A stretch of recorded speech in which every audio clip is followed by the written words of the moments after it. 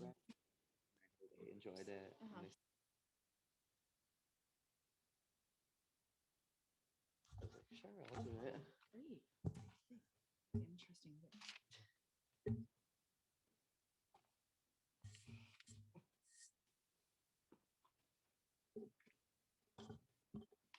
Good evening, everybody. Welcome. So nice to see all of you. It's our pleasure to call this meeting to order. It is Thursday, September 22nd, and we're very much looking forward to not only hearing an update regarding professional learning in the school district and an opportunity to resume conversation related to board goals, but we're joined tonight by student performers, and we're very much looking forward to opening with student music. And welcome also to Amy Geiger. Thank you for being with us. Would everybody please join us, as is our custom, for the Pledge of Allegiance first? Thank you. I pledge allegiance to the flag of the United States of America and to the republic for which it stands, one nation, under God, indivisible, with liberty and justice for all. Thank you. And I walked over a few minutes ago just to introduce myself to our seniors, our current students, and I'm going to apologize for the embarrassment I'm experiencing because I've known one of you since you were in kindergarten, I think, and didn't recognize you, but in reading your names, I'm now realizing, wow, time has flown, and what a pleasure. And you're all grown up and welcome. And we really look forward to hearing your music. So I'm not sure if there's an introduction first. Can I invite you, Andrew, Neil, perhaps? Yeah, sure, Andrew, go ahead. Yeah. Thank you. I'm going to introduce Amy Geiger. I'm going to thank Neil for helping to set this up. Ms. Geiger, it's always a pleasure to walk into her classroom during the school day. It's always a busy place with students learning amazing things on electronic devices that those of us of a certain age don't really understand. But the students do incredible things, and we're thrilled that you are bringing some of your students here to us tonight. Thank you. Thank you. Thank you so much for the opportunity to present our work. And thank you. And especially to Neil for approaching our K through 12 department to say, if you'd like to showcase your work, we'd love to have you. And so we like to jump on bandwagons. So I'm here to present a collaborative project that took place last year. It was rather organic in nature because Zoe is not part of the class. She was for a few years, but wasn't able to take it due to scheduling.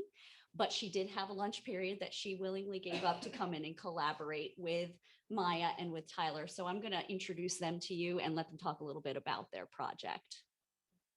Thank you. Hello, I'm Maya Nelson, and I participated in the guitar melody and was part of the production on our song. I'm Zoe Manorel, and I was the lyricist and singer for our song. My name is Tyler Miratello, and I helped produce the song as well as the electric guitar part and bass guitar part for the song. Yeah, so basically this all started with us just wanting to make a collaborative project together. We all just got in the booth that we have in Miss Geiger's tech room, and we just started playing melodies, singing kind of any type of past lyrics that we had, and we came together with this one song that we were like, oh wow, this sounds pretty cool. So we started getting more into it and developing it more and more, and we decided to make it into a full production song. I've always had a great passion for, music and just generally like the entertainment industry. And when I heard about Miss Geiger's class in 9th grade, I guess before 9th grade, I thought that this was my opportunity. I was so excited, and it went beyond my expectations. She has so many resources that we were able to explore, which I think was just really great for me. So even though I couldn't take the class, that's really why I came back, because I just had such a passion for it. And for me, I've been in Geiger's class for all 3 years of high school, and the reason why I joined in the first place was I had a brother who was a former student, and he kind of inspired me to join, and I also had the passion for it. And when it came to making this song, it was, after a period of inactivity for all of us for school, and we all kind of came back together. We really weren't doing anything before junior year, and then junior year came along, and we all found that we really had a passion for music making, and we all wanted to come together. The idea actually was from Zoe. Zoe created the song, and me and Maya kind of added on to it, and we all made this very, I mean, at the time was really cool, but of course we could probably make an even better song at this point. But it was all a lot of fun, and we really hope you enjoy it, because back then it was a big thing for us, and it's still pretty big crowning achievement for all of us. So Thank you for that explanation. That was great. Yeah, and here is Unspoken. Thank you.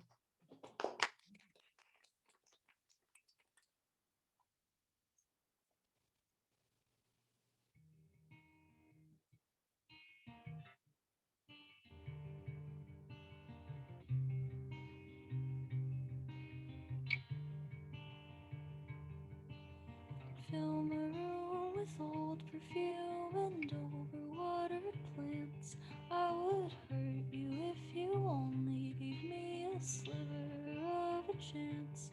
Words that linger like addiction, semi-meaningful goodbyes.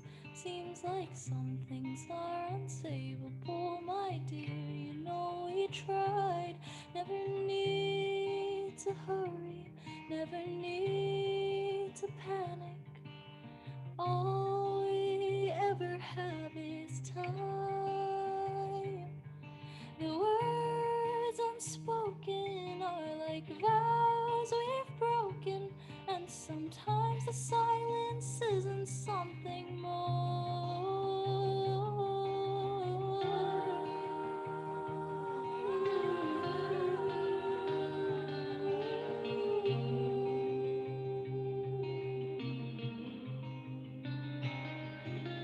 You're the dust on my guitar, sweet nothing, sore tattoos, burning bridges, empty wishes. Someone's always gotta lose. It's never now, never later, never any time at all. Seconds pass, growing old. How's that anybody's fault?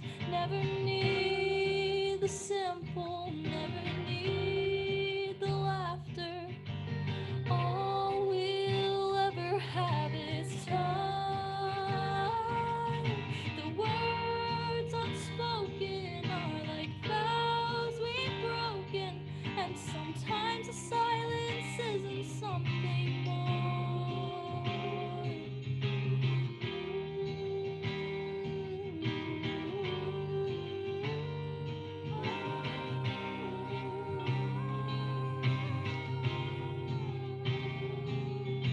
Welcomed me with open arms, swore I would stay a while. Hard to read between the blurry lines, the teeth between the smiles. Down another glass, down the whole bottle if you're brave. Always know where you can find me. I'll be water in our grave. Never need the sublime, never need the second sip. All we've ever had is time. The words unspoken, like vows we've broken. Sometimes the silence isn't something more.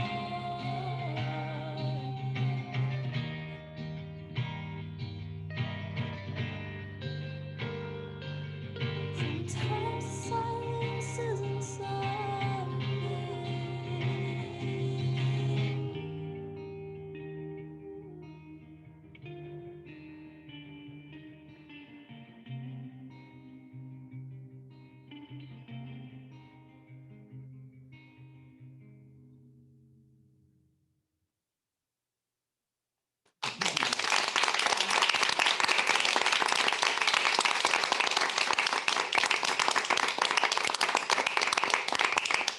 Wow, that is beautiful.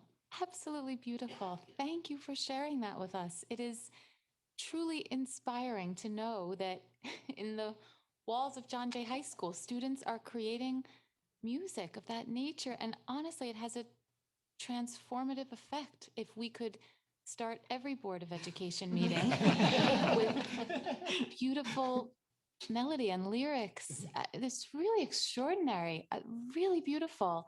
And I don't think we would have ever known. That was amazing. Thank you. Really appreciate you Thank sharing you. that with us. What a Thank you. gift. Thank you. Congratulations. Yeah. Thank you. Please, you're welcome to stay. It might go uphill from here, but we really appreciate that. Thank you so much. Thank you. Thank you. Congratulations. Thank you. Good night. Thank you. Thank you, Ms. Geiger. Thank you. Great. Wow. What a pleasure. Thank you so much for inviting them to perform. Please bring us more students and more talent and That's the more plan. devotion. That was beautiful, really inspirational. Thank you. Hard to follow.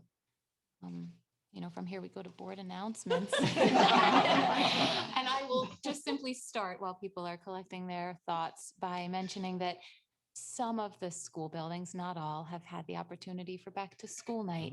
And, really talk about transformation, just being back in person and the opportunity to reconnect with teachers, with our administrative staff, with all staff in the building who are there late at night, and with our fellow community really has been so meaningful.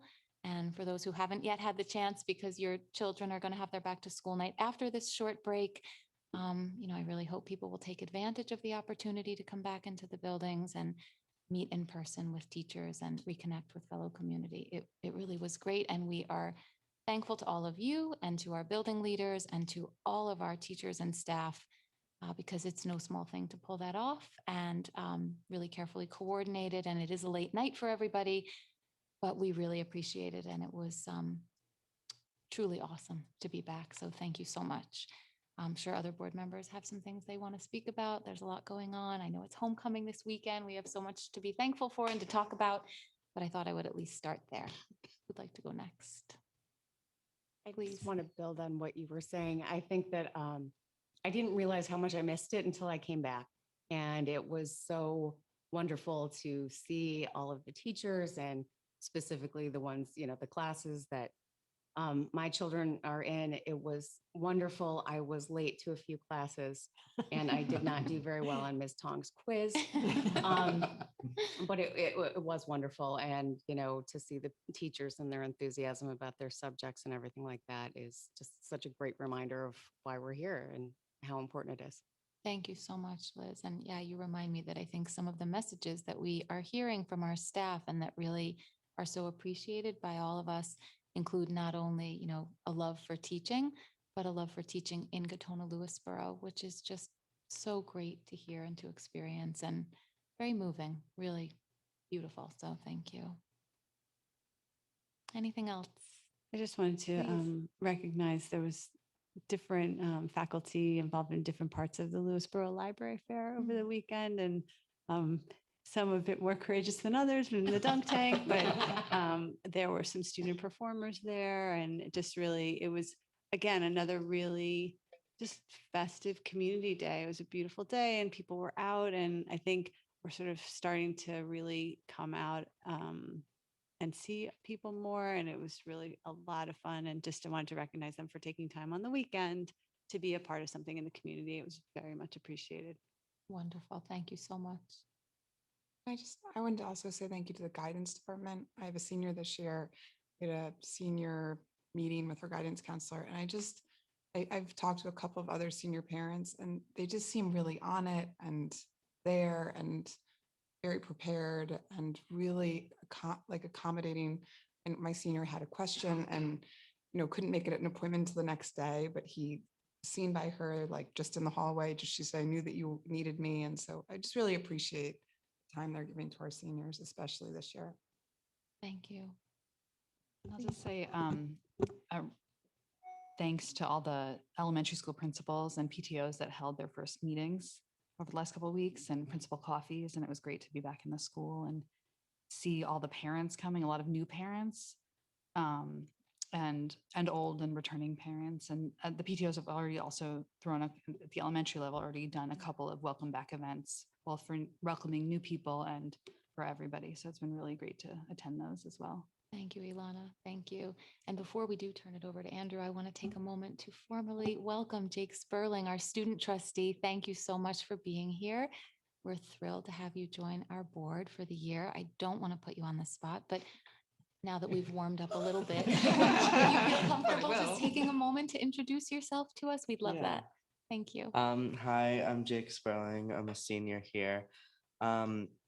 I never really expected to step into this position. I was in Campus Congress as an executive advisor to our board, and they told me that they had an opening for this board. And I thought that because I moved here, I used to go to Fox Lane, where I was on a board there that worked with the student reps to the Board of Ed. And they were telling me during when I was a freshman, how meaningful that experience was and how like valuable it was to them. And I thought that when the opportunity arose, it was I couldn't miss it. So now I'm here. Great. Welcome. Thank you so much for sharing that and welcome. We look forward to hearing from you periodically and hope that you'll feel comfortable participating and asking questions and providing student insight. Thank you. If there are no further board announcements, then happy to turn it over to you, Andrew, please. Thanks, Marjorie. Some very similar themes from me tonight, as have already been stated. This is the 13th day of school, I think we learned earlier today. So coming towards the end of our third, not quite full week, but third week. Tomorrow we'll have a newsletter going home to all of our families that's going to highlight some of the themes you've heard tonight about connections being made in our schools and in classrooms. And that's clearly a theme in all the schools across the district as we come back this year, which is terrific. As you mentioned, we've actually had open houses in all of our schools already, just not every grade. So the high school was open house on Monday night, and then K2 curriculum nights were on Tuesday, and sixth grade at the middle school on Wednesday. A number of us had opportunities. I thank my colleagues for being present there. It was really nice to see some of our new colleagues standing up in front of parents and introducing themselves and getting to know our community. And as you mentioned, next week after the holiday, it'll be 3-5 curriculum nights on a Wednesday and 7th and 8th grade on Thursday night. And as somebody mentioned, this weekend is homecoming. So Friday evening, Saturday, there will be lots and lots of games throughout the day here at John Jay High School, as well as other events going on. I know that the high school tomorrow is taking time out of its regular school day schedule to do a lot of community type events also. So there'll be lots of celebrations in advance of and lots of community building in advance of the homecoming weekend. It's been Spirit Week here at the high school today. Any of us who managed to walk through the building, it was very much in evidence today. The seniors who were here tonight were all wearing red earlier in the day. Maybe Jake, you were too. There's a lot of red on the floors at the end of the day today and a lot of spirit throughout the day. It was nice to see all the students involved in that. Quick reminder, we've been giving out as many reminders as we can, including at the open house events this week, that the vote is on October 18th for our capital improvement project. We'll be speaking to our board again about that project on October 6th. That's the required hearing for the improvement project in advance of the vote. And a reminder to our community that we'll have 2 open houses, one on the evening of October 3rd and one on the morning of October 4th here at the high school and the middle school. Those are open to anybody who would like to attend. And we wish all who are celebrating a sweet new year if you're celebrating Rosh Hashanah this weekend, and a reminder our schools will be closed on Monday and Tuesday. Wonderful. Thank you so much. Any questions or comments before we move on? Okay, then I think this brings us to our first presentation for the evening. We're really looking forward to hearing from our professional learning team, and we invite you to join us. And thank you for being here. Thank you. We have a few representatives of our professional learning team here with us this evening. My colleague, Chris Nelson, our Director of Technology, and Allison Porcelli and Selena Hedigan, two members of our professional learning team. Wonderful. Welcome, everyone. Thank you. They'll be singing for us, I think. I don't think you want to hear me sing. Yeah, I was gonna say, I fulfill the role as the audience. You do it so well. That's right. So thank you for the opportunity to speak with you this evening about professional learning. So we thought 2 things. One, we'd give you a bit of an update on some recent professional learning opportunities, some things that are coming up but also to reintroduce you to our team. So we've had some changes in membership. So we wanted to introduce you to everyone as well. So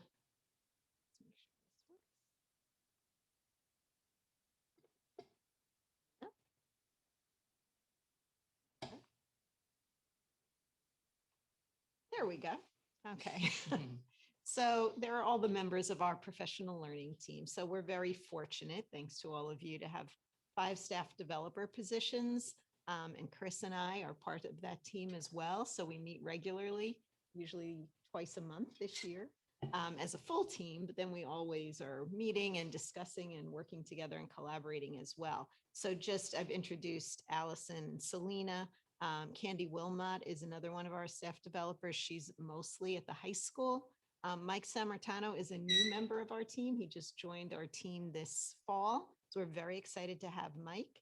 And Stephen Zoller is also another member of the team. So Candy and Steve have been in the district for quite a few years. They've been high school teachers. Steve taught robotics, engineering. Candy was an English teacher here. And our other members, including myself, have joined in more recent times. But through this team, there's expertise in terms of literacy, math, science, technology. We have lots of, different teaching backgrounds, different sets of expertise. We even have an MBA here at the table. So it kind of helps to have lots of different backgrounds. And there are some things that we do that are more generic when we think about teaching and learning and just what good practice is, and other things that are more specific to the different disciplines. So we'll talk a little bit about that this evening as well. So one of the things as we started to, think about our team and kind of reimagining after COVID, and as you might imagine, this group was so helpful during our remote learning, during hybrid times in so many ways, I can't even count, offering professional learning sessions for teachers when we were on Zoom and we were at home, but also working with our quarantine teachers, coaching, actually working with remote students. Allison and Selena were working with the temporarily remote students when we went through that period. So they'd have temporary classes. So there's just a variety of roles to get through this very difficult time, and we really could not have done it without them. But it prompted us to really think about our purpose, or rethink our purpose, I should say. So it's really about partnering with faculty as they design experiences that really bring that learning commitment alive, that are relevant, engaging, and that are in active learning environments. And also in more recent years to bring those focus areas to life as well, to integrate diversity, equity, and inclusion, social emotional learning, and sustainability into the other disciplines.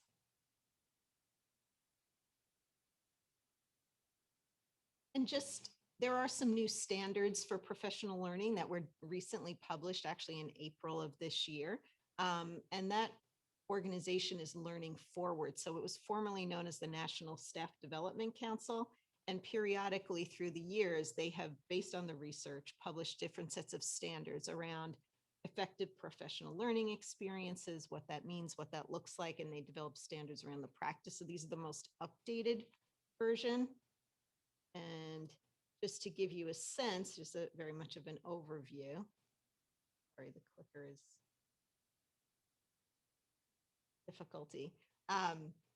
Some of those conditions for success.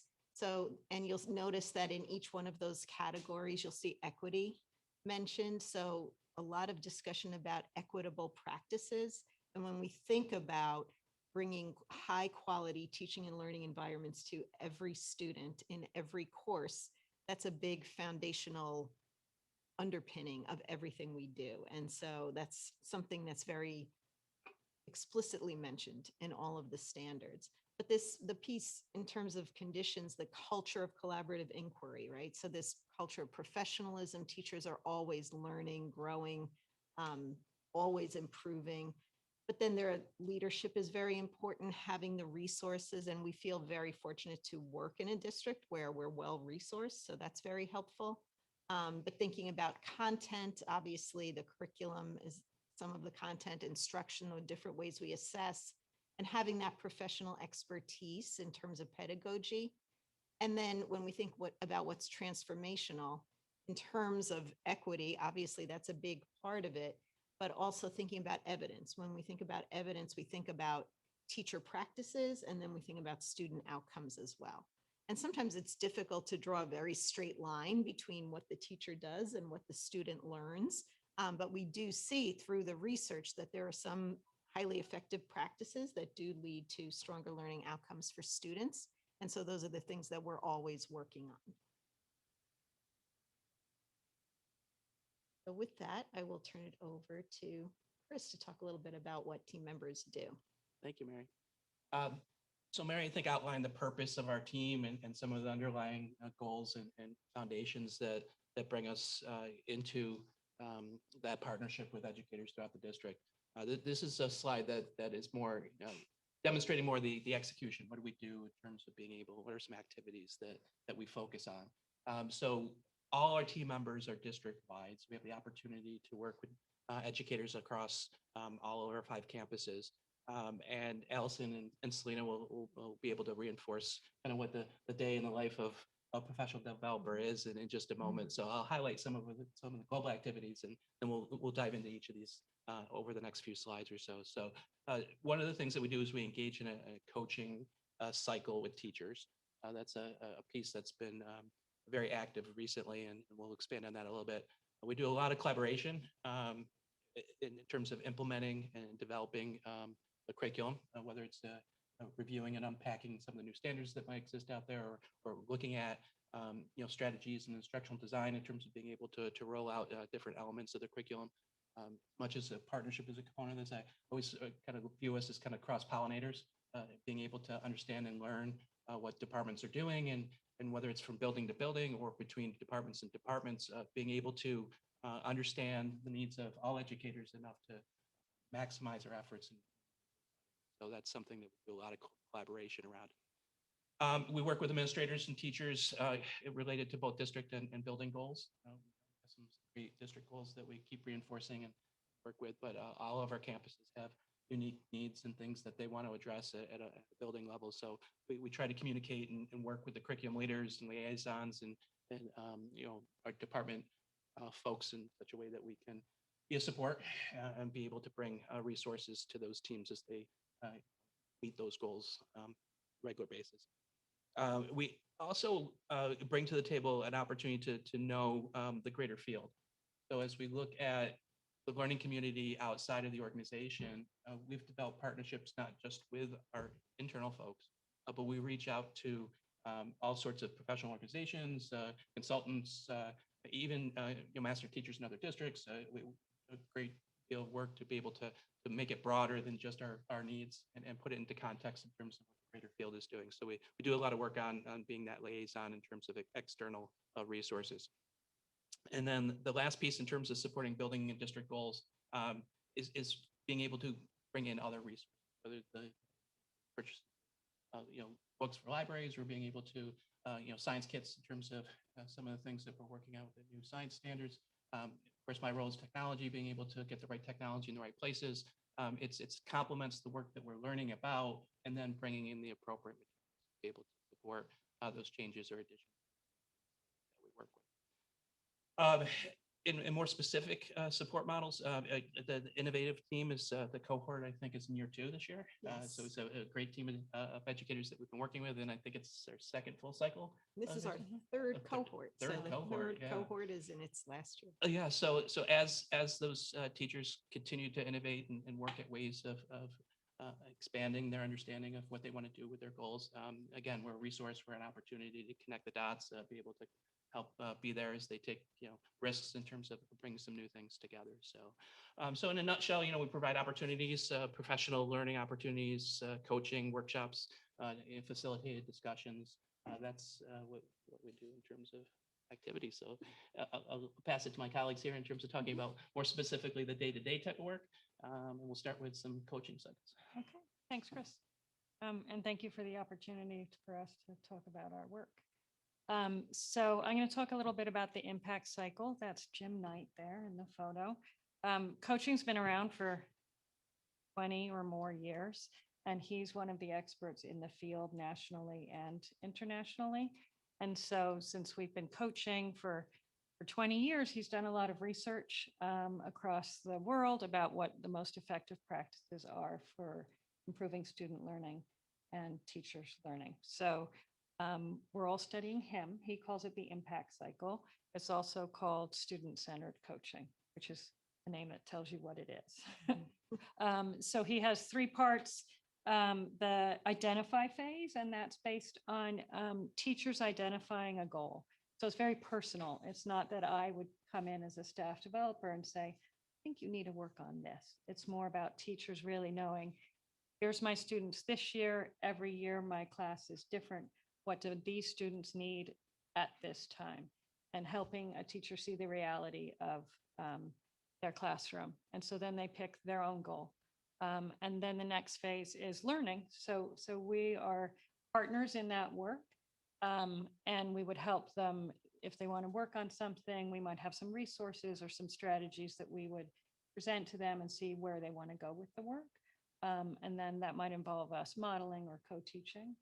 And then the idea is that that you improve, right? That student learning improves. So that's the third part of the cycle. That what I like about it is, as a math teacher, it's measurable. There's data. You had a goal. You tried a few things, and then you say, well, did I meet the goals? Did the students learn what I wanted them to learn? If they did, great, you can move on to another cycle. And if they didn't, you reflect on, okay, why not? What do we need to do next? What do we need to change? So it's called the impact cycle, but it's also known as student-centered coaching.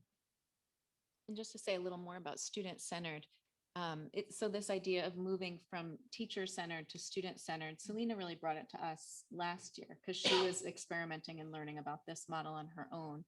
And so now we're taking a course with Jim Knight, an institute. And so every week from August through December, we get on Zoom with coaches from all around the country and around the world. And we learn about different ways that we can be going through this cycle with teachers. We role play together, talk to people in all different areas, problem solve, and then there's things for us to go off and do and try in our settings. So it's been really helpful. But I think for me, the biggest shift with this teacher-centered to coaching or to student-centered coaching is it went from teachers saying, so reaching out to us and saying, I want to work on my small group work, or I want to learn how to do this kind of teaching model better. Instead so this year I have this group of students and this is what I'm noticing these students need.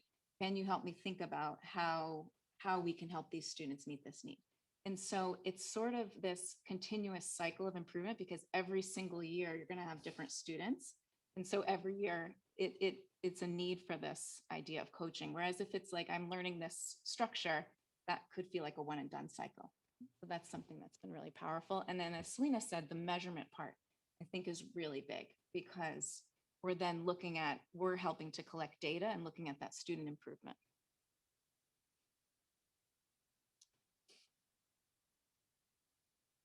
I'm going to talk about day in the life of a math coach. Very exciting. So after my coffee. No. So in the morning, I might meet with curriculum leaders. Like there's a K-2 math curriculum leader, and there's a 3-5 curriculum leader, and there's a middle school curriculum leader. So I might meet with them and the principal and talk about upcoming teacher professional learning, like grade level meetings or other building goals. I might also later in the morning have a meeting just with the principal to talk about building goals in curriculum and student learning around specific math is my focus. So specifically around math. Then I might meet with a teacher. So we talked about the impact cycle. So I would have a meeting with the teacher. It could be either we're meeting to talk about the lesson that we were together for last week and debriefing that and thinking about how it went and next steps. Or we could be planning a lesson that we might do later that day, all around the teacher's goal for the students. And then in the afternoon, we might be actually enacting that lesson. So if I'm in the classroom with the teacher working on a goal, I could be modeling a strategy. I could be co-teaching. I might be collecting data I could be writing down questions that they're asking, or, how many students are answering questions. I could be interviewing students or doing surveys. So that kind of data collection work in the afternoon.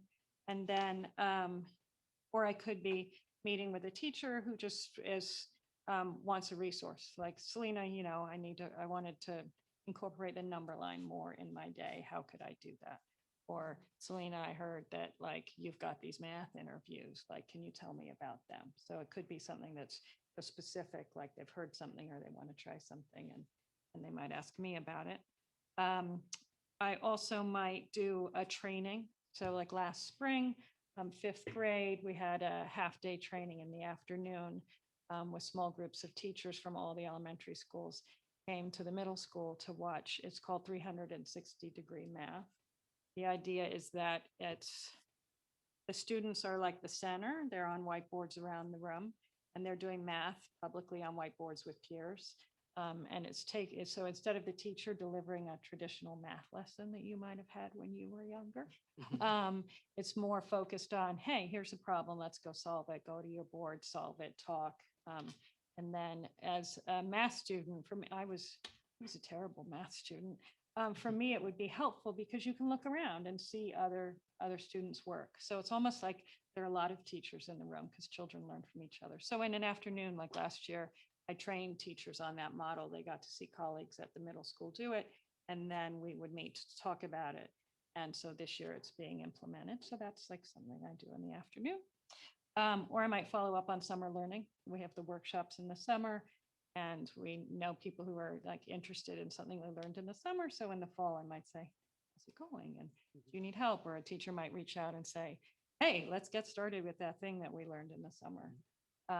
And then after school, often there's a committee meeting. So for example, I'm part of the RTI committee, and the intervention teachers have said they would like some more math resources. So some of the work that I'm doing there is organizing what they need, talking to sales reps and finding reputable programs that are research-based, and then trying to organize them to come and Zoom or visit us and send us samples and make it, look at it and say, will this meet what our students' needs? So that's like some committee work I do. I also might be at like the math department meeting in the middle school or a grade level meeting. That's my day. In a nutshell. Yeah. So similarly, so day in the life of a literacy coach. So typically first thing in the morning, I go around and I support a lot of teachers with resources that they might need. For example, just this morning, I was working with a 5th grade special ed teacher who reached out because she has some students in her class that are reading well below grade level, and they were feeling really self-conscious about the books that they could read. And so she said, can you help me find some books that they won't feel so self-conscious?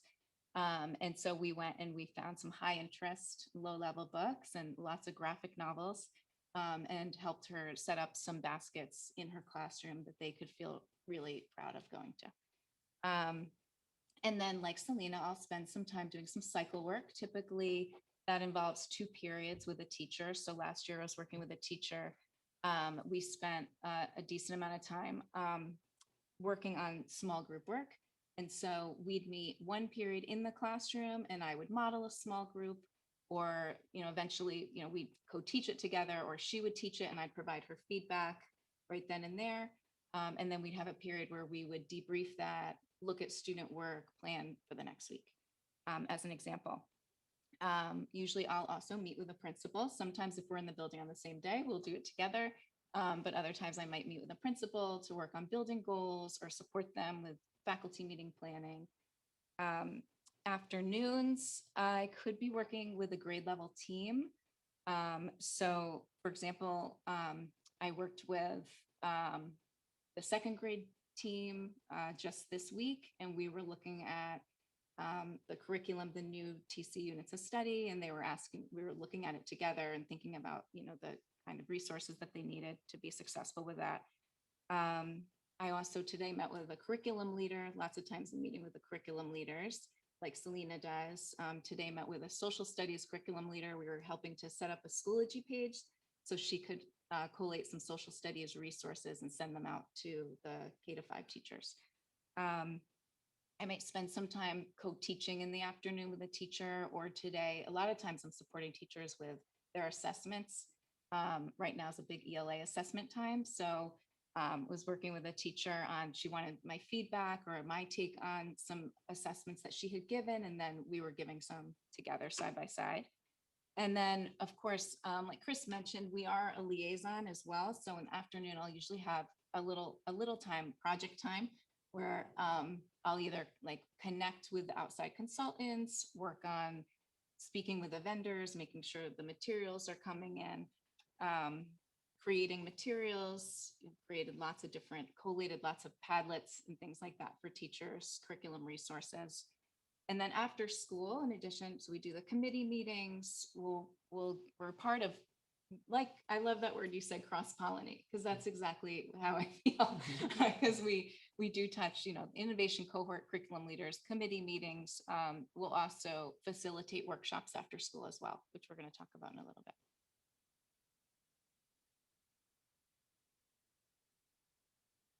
So on the next slide, you'll see some of the recent and upcoming professional learning opportunities. Well, these are all the recent ones, just happened back in the spring.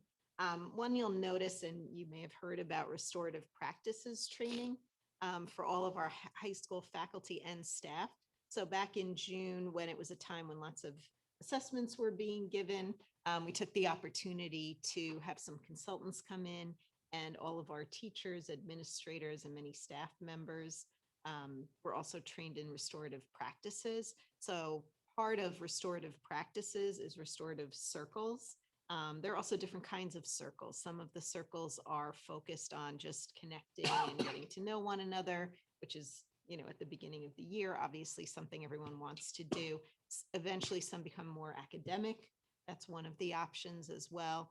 And you've probably heard the term restorative justice, right? So the whole restorative piece, which is not yet a focus for us, but the idea is that it would be when someone in the group kind of breaks the norms that have been established, the focus is on bringing them back in, right? And it doesn't mean that there might not be some consequences for a behavior, for example, that was not in line with the norms, but the focus is on always sitting, looking at one another, not thinking about a power differential, right? We're all getting to know one another, and the goal is for all of us to be an included part of the community, right? So when we think about our DEI work and our SEL work, I feel like this is a structure that's really helpful in terms of fostering connections, having everyone feel very much included, and making sure that when there's a break in that feeling of inclusion, that we always kind of bring it back together.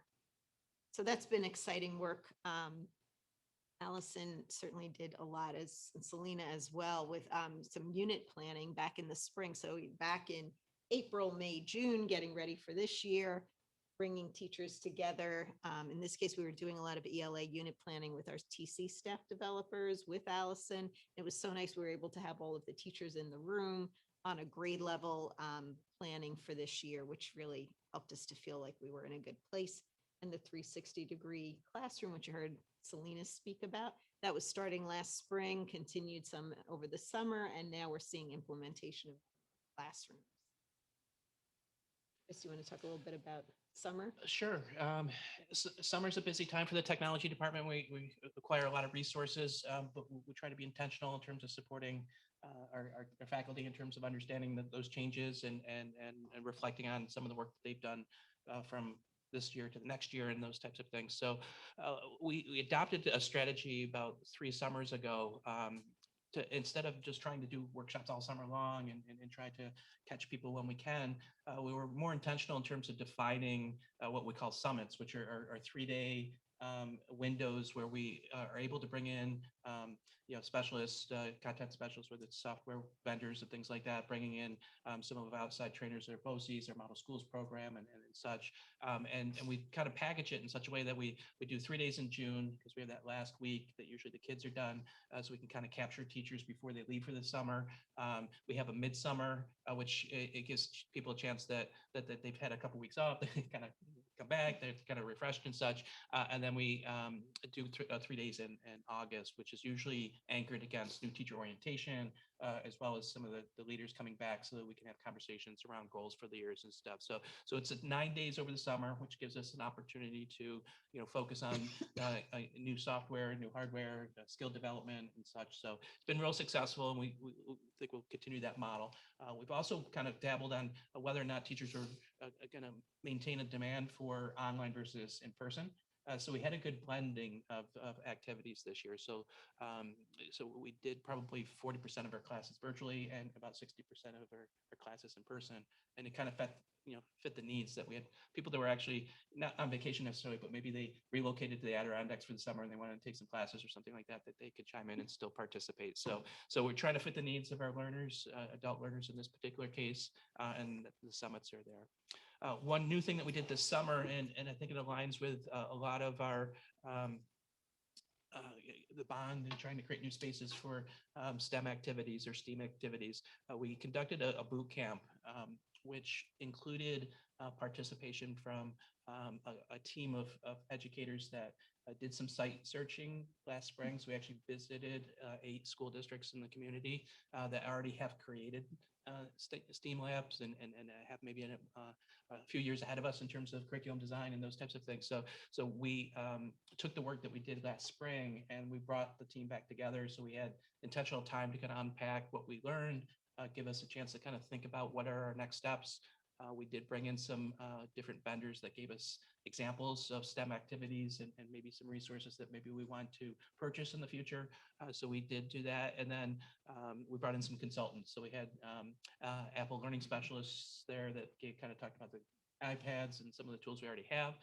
But we've partnered with Dr. Dillon, who you may or may not know is a national speaker in terms of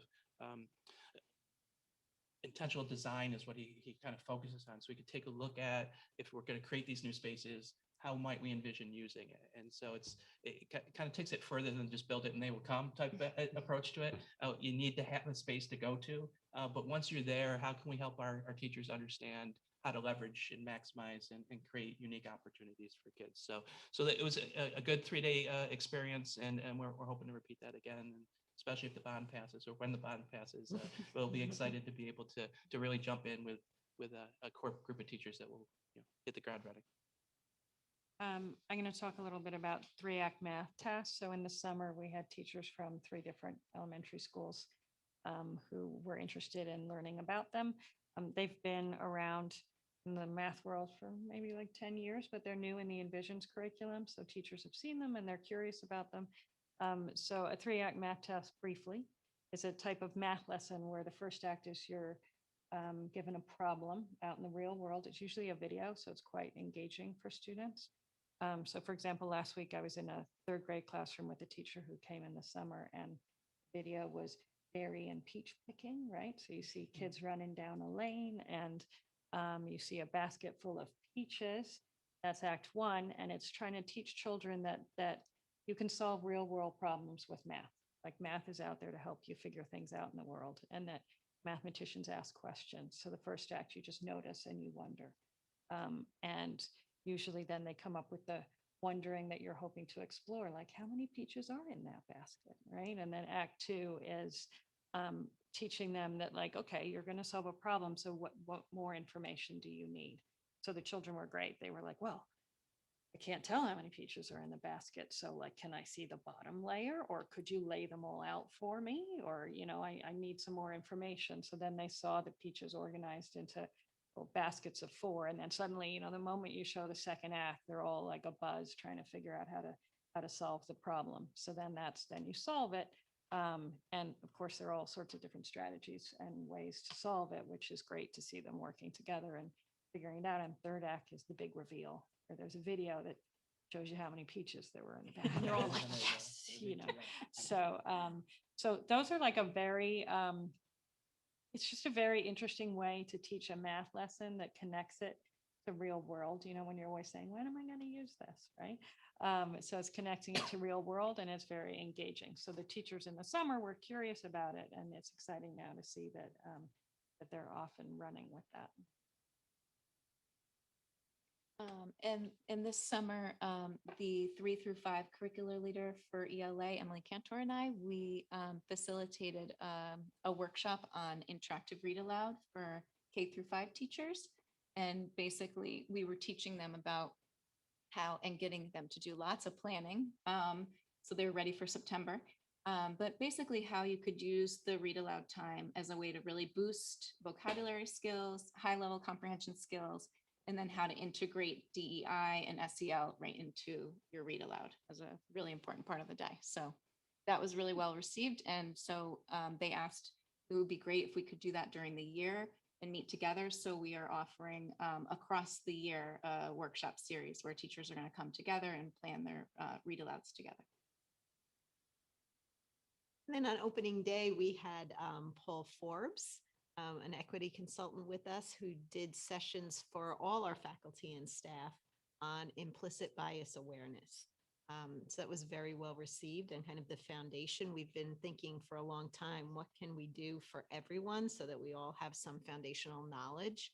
And so Paul was able to do that. He worked with our administrative team in July and was very well received there. And then we actually were wondering, how can he do that with such large groups, even though we did try to break them up into 3 smaller groups. But somehow he manages to do that. He's very focused on connections and knowing each other well, and then thinking about differences and how our brain works and takes shortcuts, right? So we can kind of make assumptions about people, and it's just the way our brains happen to work. But in doing so, we can make some inaccurate assumptions about people, or perhaps think or act in a way that's detrimental to others. So heightening awareness about that was really helpful. And then just to think about some of the things that are coming up. As Chris mentioned, Dr. Dillon will be joining us again, right? He's hopefully going to be with us on November 8th, we're planning, as well as some other points throughout the year. Paul Forbes will be joining us again, continuing work on restorative practices. Our elementary science pilot continues. So that is some ongoing work, which requires lots and lots of learning. And some of the different coaching models there, and collegial coaching at the high school. So it's a slightly different variation on the coaching theme. So similarly, teachers set their own goals, but all of the untenured teachers attend a class that happens after school a few times a year, and they engage in classroom visitation. So they visit each other and give each other feedback on those goals, and then come together to do some debriefing as well. So it's a different way of looking at coaching, but also it's very helpful to have so many people involved in something a little more formal. Am I leaving anything out? The math assessments. Oh, I could yes. talk about that. Sorry. Yeah. So some of the work that's coming up is in the middle school. We're developing common math assessments. You know, the middle school's goal is to get to know their students even better. So we're looking at how assessments can help us do that. And we're moving towards using some common performance-based assessments, some more open-ended tasks. And we're also using in RTI, one of the tools that teachers have to get to know students is it's called a diagnostic interview. And it's when like a teacher slides up next to you and asks you a few math questions that, you know, there's so much you can get off of like a paper and pencil piece of work from a student. But if you're asking them, you know, how'd you figure that out? And what were you thinking? And what was your first step? You can really learn a lot more about the child and make a connection with them and see what their goals are and what the next steps are. We are going to continue the ELA unit planning work, like Mary said. And it's been really powerful to take the DEI, the social justice standards, the SEL from CASEL, and the sustainability standards. And this year, we're also hoping to integrate the New York State Computer Science and Digital Fluency Standards, all into our unit planning to see for ELA to look at where do these things already happen, but that we can be more intentional about and just pop them out more. And then where do we need to add them into our curriculum? Yeah, I think something that we haven't really listed on any of the slides is the summer curriculum work. So in the spring, teachers apply for summer curriculum work, which has to be done collaboratively. And they get X number of hours, depending on the topic and how many people are involved. But we've asked them this year, we had a unit design template. And so even if you're teaching, for example, a math unit and you're redesigning that unit, we've asked them to consider, as Allison mentioned, social justice standards. There are some education for sustainability standards and the CASEL SEL competencies. So it's not that they're separate lessons, but if you look at those standards, you can think about how am I during this unit working towards those standards, right? So for example, one of the social justice strands is identity. And so there are ways to build that in, whether it's your math identity, who am I as a math learner? I know our math department's very focused on that, K-12, as well as who am I, in terms of my ethnicity, as well, in terms of my race, who I am, my gender. There's so many ways to think about identity. You can bring that in as a focus. So it's not that we're designing specific units around these things, but bringing them into everything else that we teach. And I think it's kind of not an exhaustive list, but it's A lot of good work. yeah, a brief description of some of what's been happening and where we're going. But we're always trying to think about what we can do better, what we can do more, but in service of supporting our teachers, which the ultimate goal is supporting our students. So Thank you. really enjoy. No, we really appreciate the insight into your work and a day in the life and just the opportunity to reflect on how our professional learning team has grown and the work has evolved over time. This is really helpful. I'm sure people have some comments and questions, and I'll turn the floor over to my colleagues. Thank you so much for the overview so far. Anybody want to go first? I'm happy to start if you please. Please, Ilana, go ahead. Thank you for the presentation. When people ask me about the district, I always talk about the investment that the district makes in professional learning, because I think it speaks so highly of the vision of the district and the way that it does. And it's really helpful to hear that. And I am always really excited about the innovators cohort. And it's so exciting that it's in its third cycle. I was curious about when you talked about coaching the teachers, is that for all teachers, or is it like, how does that work? What we're actually learning in our course is about how to approach teachers to get a variety of teachers involved. So usually what we're planning is we're taking our show on the road in a week or two. And we're going to go to all the schools just to sort of say, hey, we're learning this impact cycle and student-centered coaching. Plus there's new members of our team, right? So we're going to go in and reintroduce ourselves to everybody. But part of that is explaining our work and then saying, so, are you interested? And so teachers might say, yes, I'm interested. I want to do this now. Or no, I'd like to do this in a few months. It's September. I can't do this right now. So that's one way to get teachers involved. From all the research, it's about teachers need to want to do it.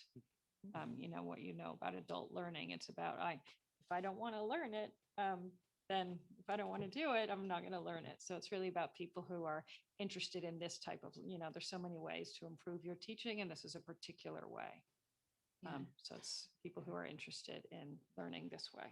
Yeah, and it's also we have to respect the path, the career path that teachers are on, right? So this summer, for example, we just brought on 20 new teachers, and we had a onboarding of new teachers. Now, their needs might be much different than someone who's been in a classroom for 10 years versus somebody that's been in a classroom for 25 years. So as we speak to kind of these strategies and support models that we've tried to develop, it's offered to all, but depending on the needs of the individual teachers, they might be in different stages of their career that might yield a better support model versus that. So for example, we're very intentional with our new teachers. We meet throughout the first couple of years where they meet as a cohort. We might provide them a different level of support, and not even level, but just their needs are different than somebody that might be mid-career and then want to be coached a little bit to kind of say, hey, listen, I've been doing this for years. What are some things that we can work with? So that's a piece that we try to honor, at least in terms of where teachers are at. Yep. Can I follow up to Alana's question? Do you get a lot of positive feedback from teachers? I would, I would assume a lot of the young or the newer teachers are probably really excited to do this. And then, people who've been in the classroom for a long time might feel a little vulnerable putting themselves out there. When you take it on the road and and you go to schools, do you get a lot of teachers excited to participate and get involved in this kind of coaching? Yes, I mean, you want to talk about that? Yeah, I mean, I think the teachers who have been working with us, it's not just new, definitely not. We've worked with lots of veteran teachers too, that is a big credit to this district that I've noticed from being in previous districts. Teachers here really want to learn and outgrow themselves all the time. And so there's definitely a feeling of professional learning, ongoing professional learning. So everyone who has signed up, they sign up because they want to sign up. So they are excited about it. Those who haven't, like you said, of course, there's always people who aren't going to, they're not because they don't want to learn, but because they have maybe other different ways of learning. One thing we have learned in this course is the focus on student-centered coaching changes that a little bit because everybody wants their students to grow. So it ends up opening up the doors to coaching to more people than you may have reached before when it was like, hey, what's something you want to get better at? Everybody wants their students to get better at something. Thank you. That's a great answer.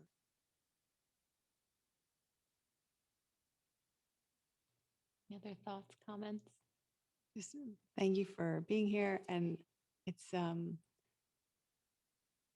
know we say like complex a lot, but the complexities of thinking about a classroom and its students and its professionals and who supports them and how they're supported. There's a lot to think about. And I just appreciate that your presence, I think, really helps our teachers to be thinking about their students in a really thoughtful way. So thank you for what you're doing. And, I hope as you share what you're doing with more people that it really creates even a stronger sense of interest and engagement. Can I come back for a minute to this notion of student identity and specifically with regard to math, because I think we heard a really interesting comment around this feeling of not being a good math student. And I think it's really important to talk about that. And I wonder if you can speak with us a little bit about how we are measuring how students feel about their abilities in math. When you mentioned, what is my identity as a math learner? What are some of the strategies or, how do we focus on that and how do we collect evidence of how students are improving their confidence or their sense of their own abilities? I'm interested to know that there's data being collected and I think that's great, but are we also measuring or monitoring the impact of some of the work that we're hearing about on student growth with respect to growth mindset about their abilities, because we know that that's such an important component to student success in math. And I suspect that many students probably would, but I'd actually be curious to know your thoughts because I don't speak to nearly as many students as you do. Do our students think of themselves as great math students? Or do you think this is actually a relatively common feeling? And coming out of the pandemic, has it been different for students? I think it would be great to hear a little bit about that from your perspective. I think historically, not just here, but everywhere, as adults, we might say, I'm not really good at math, right? And we don't usually say, I'm not really good at reading. So as a society, there is this acceptance that it's okay to think that you're not a math person. So I think we're working, we're pushing back against that, especially since the work of Carol Dweck and growth mindset, that there is no such thing as a math person. So as adults, we should never say, I'm not a math person, especially in front of children. So we're working on that with growth mindset where, children are, I know across the district, they're learning at different ages about that there is no such thing as a math person, that everybody can do math to the highest ability, that our brain is a muscle and it grows, and like bringing that science to them so they know that it's true. That's one thing. In terms of measuring, there's different ways I've seen teachers do it in the district. Some teachers have exit tickets at the end of the lesson, and they might have a small little thing at the top that you check off, like, how did you feel about this math that we learned today, or how are you confident, not so confident? So they might have a self-reflection piece like that.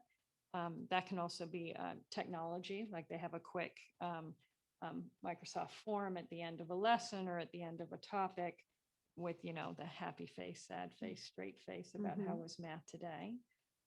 Some teachers have like math autobiographies, which is a fun thing as an adult to do. You go home tonight and write your autobiography, your math life. So that's one thing for children to write down, like their math experiences so far. And if they're willing to share that with the teacher, so teacher understands where they're coming from. And then there's just a daily, everyday instruction. If the teacher is excited about math, seems that that teacher loves math, even if it might not be their favorite subject, right? But the passion that a teacher has is, infectious for children. So those are ways, but I think it is a societal thing that math is a very hard subject to teach. And because it's cumulative, if you have some gaps in your math learning, it gets harder and harder, so I think we're working on that. And I think as a country, we're trying to, we're looking at other countries and how they teach math and thinking about like, how do we sort of modernize our American classroom to make it student-centered and to make it where everyone feels like they're capable, or if they're having trouble, they know how to get support. So district-wide, the goals in the different buildings is to make math engaging and fun, less stressful as you get older. In high school, it can be quite stressful, but it's also stressful for a second grader if they're not feeling confident. So district-wide, we're really thinking about how can we make it fun and engaging and having them feel capable. Thank you. Those were great examples. You provided many examples of strategies. That was really helpful. Thank you. And I think the focus on process rather than just the product of an answer is really important too, right? Because few things. One is the student may be doing many things right, and then there may be that point of confusion, right? So it helps them to know it's not that I'm doing it all wrong, but there was this one place where kind of I went astray. And similarly for the teacher to be able to see that, like I've watched Selena do math interviews, right? So it's almost like we do the running records and listen to a child read and sit alongside them. We sit alongside students to do math problems, but through that, there's a greater understanding of what they're doing well and where those points of confusion might be, so we can target it. But it's interesting you bring it up because we had curriculum council meetings, we had a retreat at the very end of June, and then we had a meeting just last week, I believe it was, but all the math leaders, elementary, middle, and high, got together for a common goal. And that's exactly what they wanted to work on, like how to help our students feel more confident and competent about their abilities in math. So great to hear. Thank you. That's really wonderful. I have one other question, completely different question, and it's based on the looking ahead slide. And it's not exactly essential that it be for tonight, but I can't help but leave with a little bit of a question around the subject areas that we're not hearing about tonight. And I completely understand we just have a partial team here and it's representative, But can you help us understand how the work of the professional learning team touches world language or social studies? And I'm trying to connect the dots with some of what you said about areas that we're trying to infuse into all disciplines, SEL, for example. But then because it's harder for some of us to move away from traditional content categories than others, what about social studies? What about world language? Can you just help to illuminate a little bit of how this work touches those areas too? Well, I think it's learning alongside. So we don't happen to have any world language teachers on our team, right? And yet, when you think about pedagogy, there's so many similarities to how you learn to read, write, listen, and speak in English, right? So there are these parallels, but it's, our team, although wonderful and expansive, we're not the only way to get some of that learning, right? So there are other outside consultants. There are groups through BOCES. So I know like some of our world language teachers belong to a collegial circle through BOCES. So they're talking to teachers from other districts. Similar for social studies and like the civic seal. So, and I know we haven't mentioned social studies as specifically. We were fortunate. We've just filled the science and social studies positions for elementary leaders. So we do have now one leader at those levels to help with that and kind of reignite some passion around that. But also to be sitting. So it's so nice when we have curriculum council meetings, if that person sitting with the middle school social studies leader and the high school social studies leader and thinking about those common threads. Right. And so it's not that, I think there's some commonalities across every subject area, but then there are areas where we don't have that content expertise and we have to look for outside sources to do that as well. Totally understand. Thank you. Very helpful. Okay, this is completely off topic and hopefully it's not inappropriate.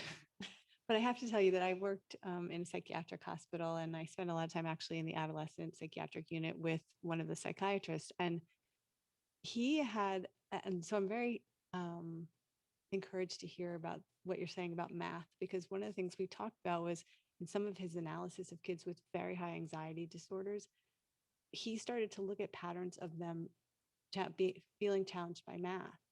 And he really felt like if we could figure out how to teach math better and differently, that we could actually reduce anxiety, like that there was something about that feeling of, I can't learn this and I'm not capable, that extended into other parts of their childhood. And so it's really interesting to hear, Marjorie, what you were saying, and then Selena, what you were saying. And I think there's a lot to that. And I think it's really wonderful to think about how we help all students realize that they're capable and able to, conquer math and learn. And to that point, I'm going to stop telling myself that I'm not a math person. I'm sitting here like, gosh, I always tell people I'm just not a math person. Of course I'm a math person. Right. You calculate that tip when you're in the return. Grab the bill and say, I'll do this in my head. Thank you. I feel good about it. I was curious if there are any other or explicit student outcomes that you're looking for, because it sounds like with math, you're looking for every student to feel like they're a math learner. Or are there other things from the professional development team that you have for student outcomes? Certainly want them to love reading. Yeah. I think it's that general love of learning, right? And that's what the learning commitment is really all about. Engaging instruction that lends itself to students being really engaged in whatever it is they're learning and thinking about. And I think there's a lot of opportunity to think about interdisciplinary work and problem-based learning, where we bring, different disciplines together to think about solving some of the most challenging problems in our world. And we feel like our 3 focus areas are a really great way to do that. So when you think about all the issues around inclusion, for example, and diversity, all the issues around sustainability, climate change, social emotional wellness, mental health, those are the big authentic problems in the world. And the hope is that our students will help to be part of the solution. And then just on a more local level, is there any, I don't know, focus or looking at kind of classes where you have traditionally different division, perhaps of gender of students in classes, like in higher level computer science or math, and trying to kind of equalize that? Is that something that is on the table or We being haven't, talked I'd about? say lots of informal discussions Mhm. around things like that, but I wouldn't say, we've had a formal goal. Mhm. But as we dig into data more and more, we can start to look at some of those things, like, are there any inequities, whether it's in enrollment or outcomes? Those are really important things to look at. Thanks. Thank you. Any further discussion? Jake, did you know all the homework that your teachers have? We have all this learning that teachers have to do. I actually do have a question. Please. You said it like earlier in the presentation about like the community circles. I know that's something that's been going on at the high school, and I feel like a lot of the students that I've been talking to have like mixed feelings on them. Okay. Because a lot of classes, it seems like they waste a little bit of time if it's not taken seriously by like either party, the student or the teacher. And it's just within the circles. Sometimes a lot of people have said that they prevent collaboration, especially in the form of like someone as a talking piece. And like, by the way, we're sitting now. If I had something to add on to what you said, I'd have to wait for the thing to come all the way around.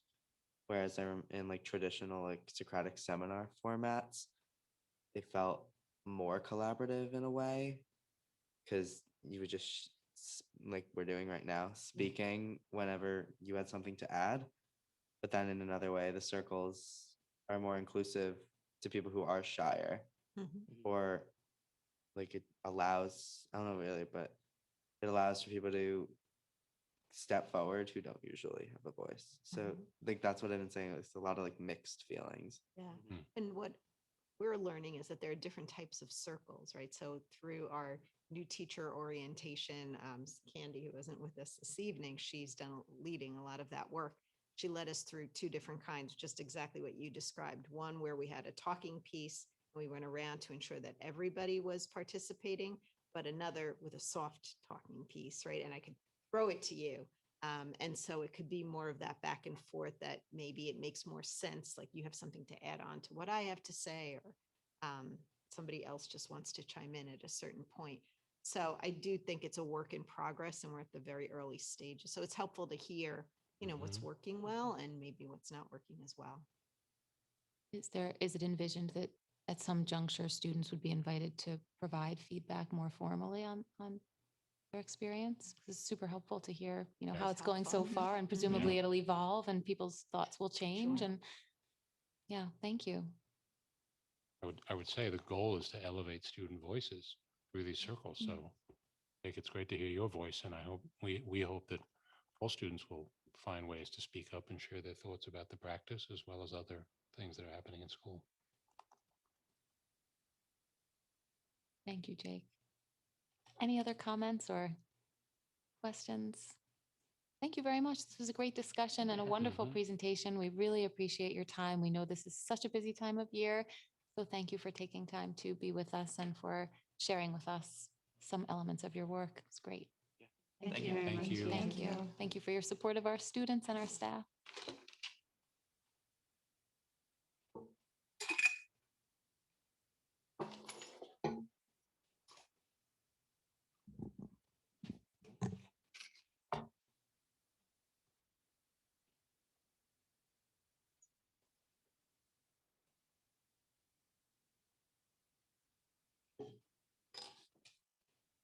We have just a couple of other items of business on the agenda tonight. The first is item 8.02, which is an opportunity to revisit some preliminary discussion that we had at the last board meeting where we started to discuss Board of Education goals for the upcoming school year.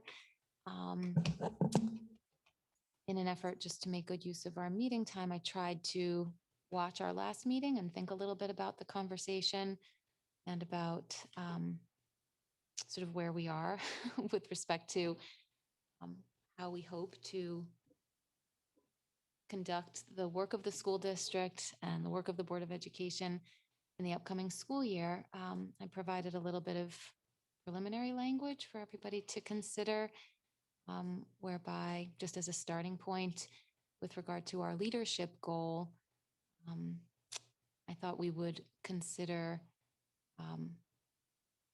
thinking about the environment that we're creating and the shared sense of purpose, strengthened by listening to multiple perspectives and being a presence within our community. I think this brings us back maybe to where we opened the meeting tonight, which was brief recognition of how terrific and different it is now to be back in person and to be able to be present in our capacity as parents, and then also thinking about our role as board members, to be able to be present within the community and to really redouble our efforts to do that. So I'm seeing some heads nodding, and we can kind of continue to reflect on that. And then also thinking a little bit about our decision making and the importance of incorporating focused feedback. I think we are thinking a little bit more strategically about incorporating things like student feedback and other feedback mechanisms. Just an effort to acknowledge that potentially. And I'll pause there because maybe we can agree to some shared language for the leadership goal. If anybody has something in mind that they'd like to see amplified or changed, maybe we can come to pretty quick consensus. And then looking ahead, we have an opportunity to adopt goals tonight if we can get that far. So I will invite thoughts and comments about the leadership goal first.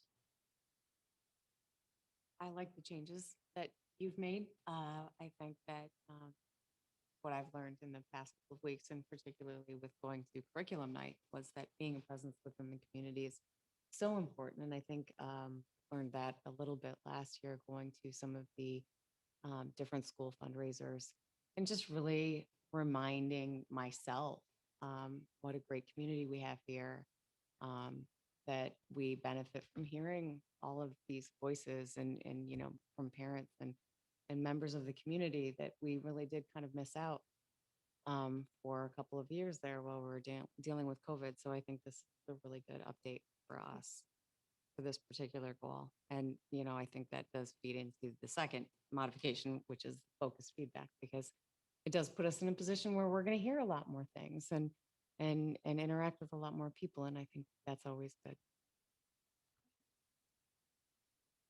Wonderful. Well, thank you all for the discussion last week that informed the suggestions. So I think we're in pretty good shape there. We can always come back to it, but just looking ahead then to fiscal stewardship, where we also had brief discussion. I started with last year's goal and then just attempted to revise, both to acknowledge that we are in the process of strategically planning for improvement of our infrastructure to meet the needs of current and future students through our efforts, both with regard to last year's facilities committee work, resulting in this year's opportunity to ask our community to support a bond on October 18th, and then all of the work that would flow thereafter. So that's, I think, a big, important focus. And, I welcome your thoughts on whether we would want to mention this by way of a sub goal to our goal related to fiscal stewardship.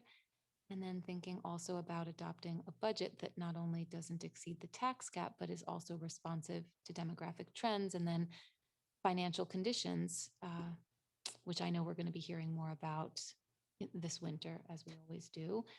And these are challenging times for our community and for all communities. So this would be an effort to ensure that we're really being attentive and mindful of conditions in our community and more regionally around the state, and how that might impact the budget that we would want to adopt. And then thinking about the oversight that we want to provide to ensure that we're working towards strengthened partnerships and sustainable contracts, management of resources in an equitable, responsible, safe, sustainable manner that again considers demographic trends and financial analysis.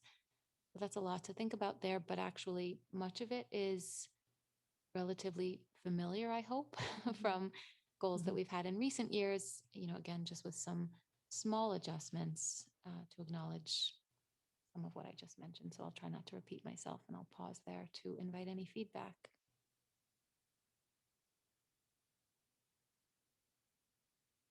And please know this was Andrew, Julia's, and my best effort to go back and think about the board meeting and what people said.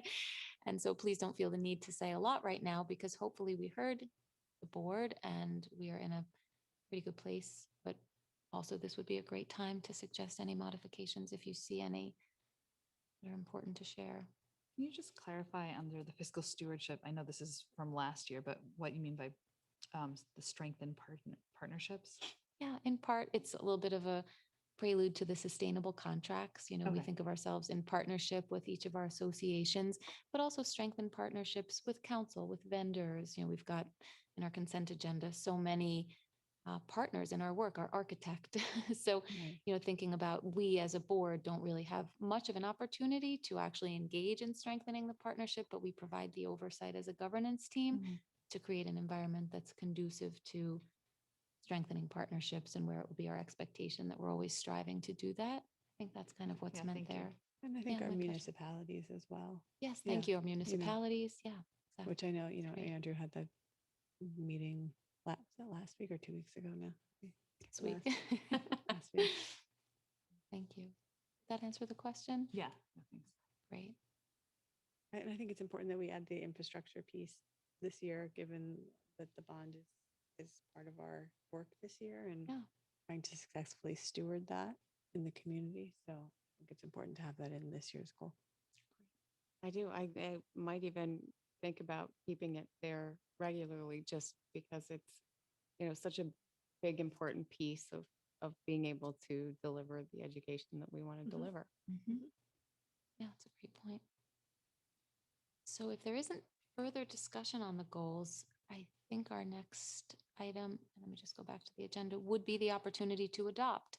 I'm Do- sorry, I just had please. one Yeah, more thought. Just please. in the second goal, Sure. in the first preamble, like in the leadership one, we have more description. If it makes sense in the first part of that to sort of name fiscal stewardship, not just in the title, but in there somehow. I think I do understand what you're Like asking. the Board of Yeah. Education Yeah. shall fulfill its role of fiscal stewardship while, ensuring excellence Endeavoring to sort ensure of, something, right? Yeah. Or Mhm. after that, after that, that fiscal stewardship is the way that we ensure academic excellence and but I Mhm. just feel like it should be spelled out. But maybe even something like the Board of Education shall endeavor to ensure excellence in academic and extracurricular programming through, I don't know, if thoughtful is the right word or whatever, fiscal stewardship, and then the bullets, something like that. Yeah, something like that. I'm so sorry. I didn't quite hear what you said because I was thinking about how to address it too. So I want to hear what you just said, and I want to share with you that I thought, looking up at the leadership goal and trying to think about a parallel structure, I came up with something like the Board of Education will prioritize its fiscal responsibility to the KLSD community, or its fiscal, it's fiscal oversight. The Board of Education shall prioritize its fiscal oversight and shall endeavor to, or something like that, because up above we say we will foster. So it occurred to me the Board of Education will prioritize its fiscal responsibility and shall endeavor to ensure. But then please say what you just said, because then we can think about that as well. I didn't really hear. Can we roll back the videotape? I think you had said, Julia, in academic and extracurricular programming through fiscal stewardship by, and then Right, so like the part of ensuring the academic and extracurricular programming is prioritizing those things in our management and fiscal, like when we think about the budget, we're not just saying like, the budget must X, we're saying the budget must really be thoughtful about what are our goals for academic and student programming. and then deliver them in the most fiscally Responsible responsible way, way possible. yeah.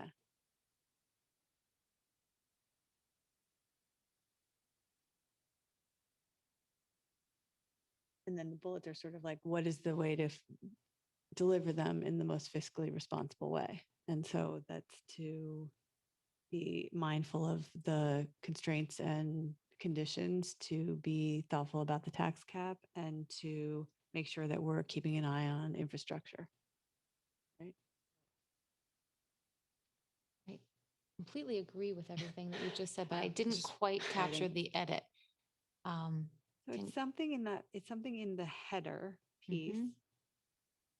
that's along the lines of what you said, like it's a will statement, I think.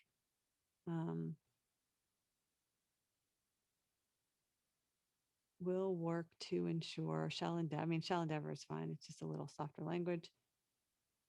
Through thoughtful fiscal stewardship By instead of while. instead of while, right? Right. So the Board of Education will, maybe it's whatever, will strive to ensure excellence in academic and extracurricular programming through thoughtful fiscal management or thoughtful fiscal stewardship by strategically planning, adopting a budget, and providing oversight. Does that make sense? We could do that. I mean, do you guys think that what we're doing here, I don't know if this will resonate, but does it feel comfortable to say the Board of Education will safeguard the community's resources or will safeguard KLSD resources and shall endeavor? I mean, is that sort of what we're doing? We're safeguarding the resources? It's more that we're prioritizing the resources for academic and extracurricular programming. We'll You know, prioritize. that's Mhm. really like the, it kind of goes back to like sort of it's arbitrary to just say like we want the fiscal goal to be X. What we want is that the budget prioritizes excellence in our academic curriculars. That's the goal. And that, when the administration creates their budget and presents it to us, we're reading it with our eye on, is this meeting the academic needs of our students and providing them the best education that we can with the resources that we have. And we're listening for those threads of investment in things that are going to ensure that.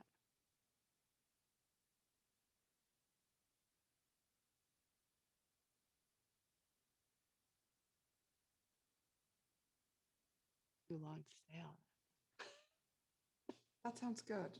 I'm not sure I think you're still thinking, and I think she has it. Can you say it one more time? The Board of Education will. In the first goal, you don't say it all in one sentence. You do Right. have one sentence and then you start again with the Board of Ed. Maybe it's easier. Below. Mm-hmm. I know, I need to write it. It's very hard. Well, I thought it was the Board of Education shall endeavor to ensure excellence in academic and extracurricular programming through responsible fiscal stewardship by planning these strategic improvements, adopting a budget that doesn't exceed the task cap and is responsive to demographic trends and financial conditions, and providing oversight to support good partnerships that are fiscally beneficial. Okay, great. So then I'm hearing the Board of Ed shall endeavor to ensure excellence in academic and extracurricular programming through responsible fiscal stewardship by, and then the enumerated items. Great. Sorry that it took me so long to hear it. That sounds great. Kim, were you able to capture that also? Thank you. Do you feel comfortable with us moving forward to adopt the goals as amended there?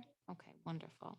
Does everybody else feel good about that? Yeah. Terrific. Sorry, I was really trying to prevent us from having to revisit this again at a future meeting because it'd be great to finish this in September. So thank you for working through that and for the suggestions. So I think now we are ready for 8.03 to adopt the 2 Board of Education goals that we just discussed.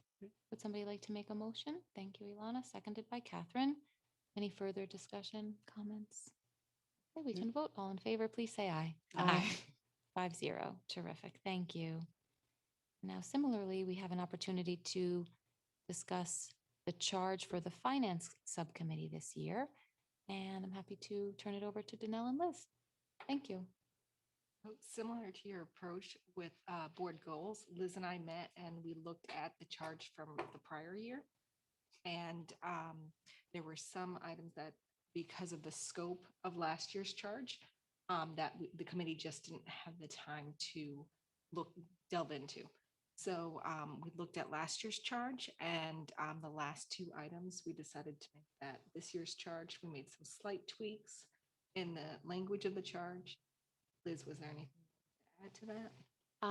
I think that what we did last year, because I do want to defend the Finance Committee for not finishing both charges, is we really did some foundational work in how we analyze how we're budgeting, and I think have really kind of set the stage for a more robust analysis on how we do things. And so this year, we will be able to really look at our peer districts and evaluate where we can make improvements if possible.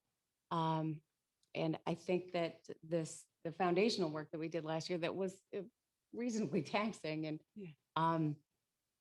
it's going to serve us well for years to come. So I'm proud of the work that we did last year. And I think that this year we will have a really an appropriate amount of time to really get into the analysis that are these remaining items.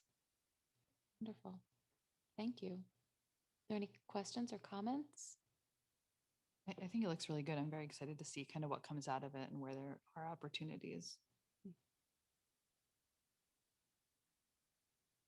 Okay, thank you very much. If there's no further discussion, then we can move ahead to 8.05. If somebody would like to move the resolution to adopt. Thank you, Julia, seconded by Liz. If there's no further discussion, we can vote. All in favor, please say aye. Aye. Aye. Terrific, 5-0. I don't think we have any public comment. So I will suggest that we move on to the consent agenda. And we're going to make use of the consent agenda to take care of a number of business items. I'm not aware of any items that need to be voted on separately tonight. So if somebody would like to move the consent agenda, please. Thank you, Liz, seconded by Catherine. And then I'll pause in case there were any clarifying questions or comments about particular items. Now we can vote. All in favor, please say aye. Aye. 5-0. Great. And this brings us to 15.01, which is an opportunity to acknowledge and to vote on a resolution to accept a generous donation from the John Jay Middle School PTO in the amount of $725.35 for a storage cabinet for the John Jay Middle School store, which sounds excellent. Would somebody like to move the resolution? Thank you, Julia, seconded by Liz. Thank you so much to the John Jay Middle School PTO. All in favor, please say aye. Aye. 5-0. And we can look ahead to future meetings. So let's see. Audit is scheduled to meet Thursday, September 29th, 7 o'clock in the district office conference room.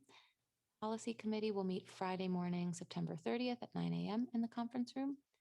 The Board of Ed is next scheduled to meet on Thursday, October 6th here in the library at 7:30.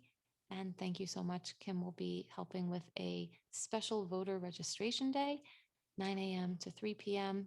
in the district office for anybody who has any questions or needs to register in order to be able to vote in the bond referendum on October 18th.